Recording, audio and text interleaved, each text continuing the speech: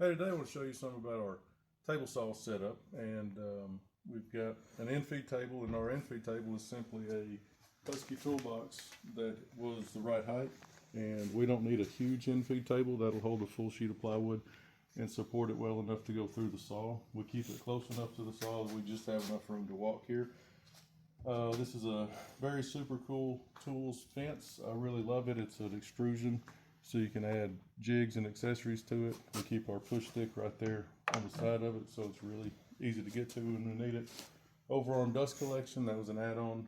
We bought that, again, used, and it makes a huge difference with the dust collection. Speaking of dust collection, it's on an IVAC system, so the blast gate opens automatically when we turn it on, and it'll open both of those at once. So right here at the right side of the saw, we've got some drawers. These were drawers we messed up over time, and we repurposed them for this. But in here we've got all of our throat plates. We've got throat plates there for another saw back there, some wax,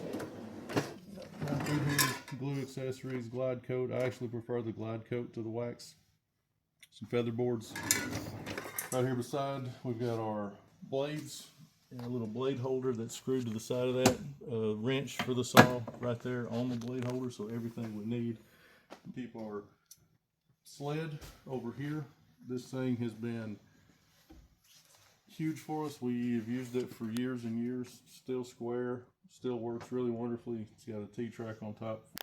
On this sled, one thing that I learned was if you'll make it with your track a little bit longer than your backstop, you can use your fence or back fence gauge for that. I used to run into issues where there was like a 2-inch gap where neither one of them would work. But in this case, if I don't want to use this fence, this one slides far enough over that I can get to the same measurement either way.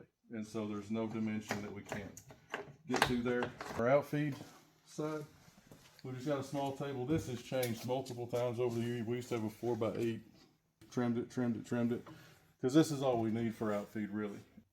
Got some T-track in it, grooves for our sled, so our sled will go full depth before it runs out of room. Just little things like that you might not think about. This is rounded over so that if this ever gets off, it'll slide easily.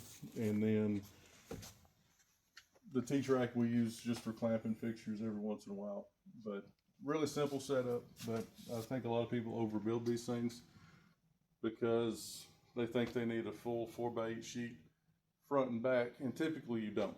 So you can save some space, make it a little smaller, and it'll still work out for you.